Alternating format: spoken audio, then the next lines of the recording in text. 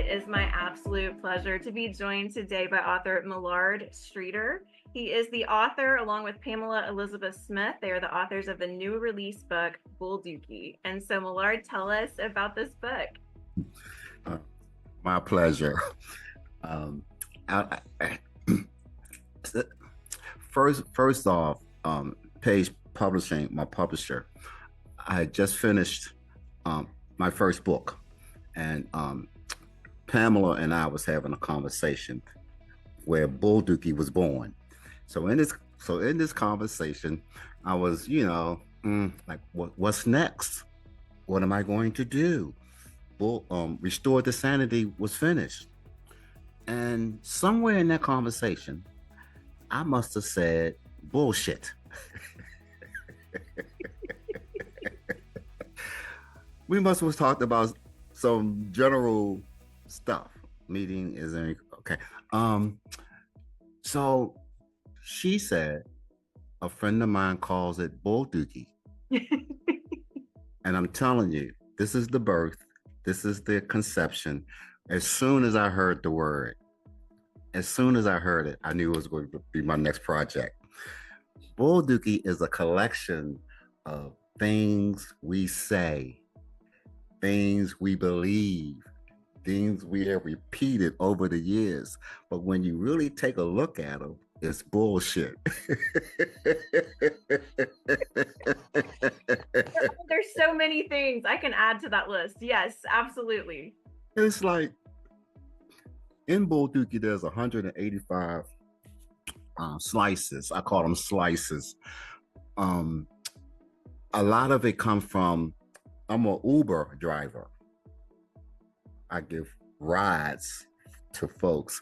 So a lot of the content came from my riders. The folks in the car, I would begin talking about Bull Dookie, and they would look, this queer look would come on their faces like, well, what's that? But as soon as I say bullshit,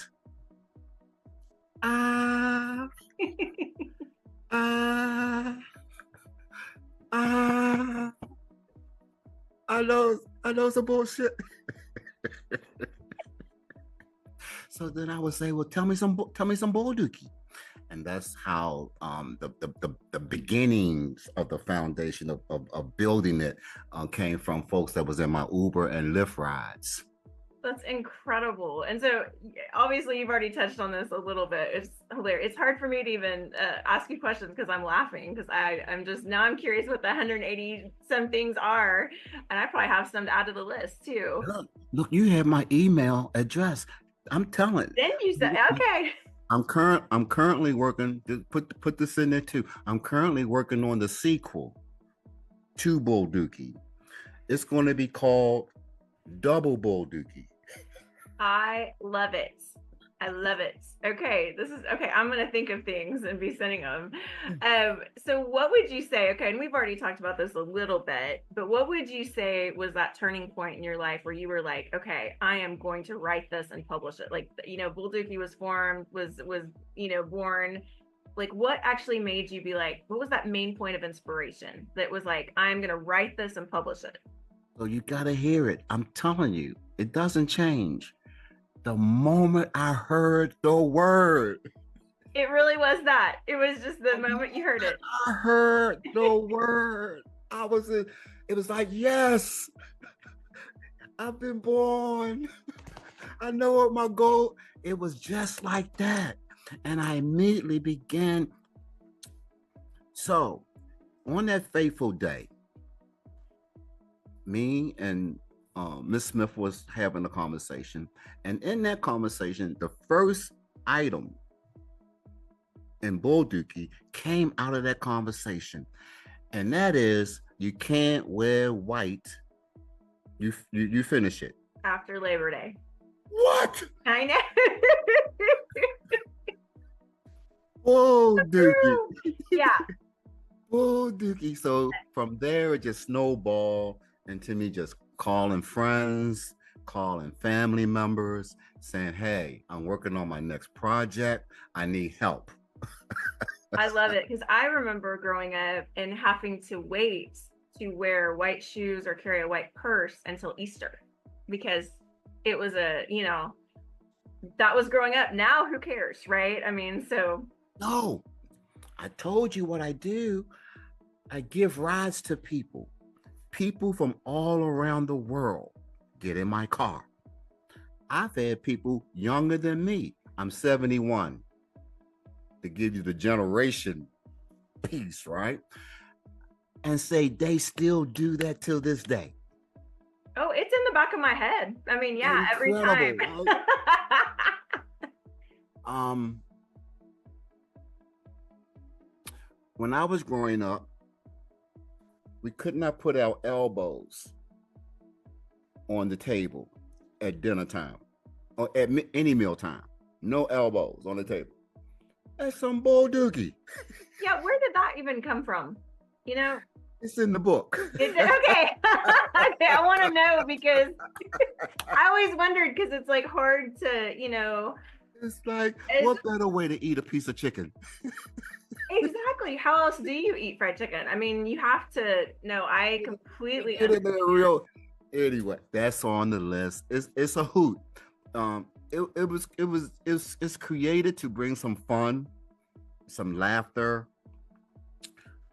a change in perspectives and perception, if you will, and I don't know, just laugh. I love it. I love it. Is there anything else you'd like to share with us today about you, your book, or the message within it? Oh, let's see. Yeah, buy the book. I will say this: the inspiration to do Bull Dookie was so strong. I mean, so powerful that as I began talking to the world, I discovered that bullshit is one of the most recognizable words in the world. New Zealand, South America, Africa, all over the United States. Folks get in my car and I talk about Bull Dookie, and bullshit is understood by everyone. Yes. In fact, I'm gonna put a blurb in the sequel that's what I discovered. I just find it so uniquely strange that nowhere on this earth is this thing that we call, man, this isn't BS, right? But it exists in every inch, every inch of our existence. There's bullshit. Absolutely. That is crazy. So with that said, yeah, just understanding what my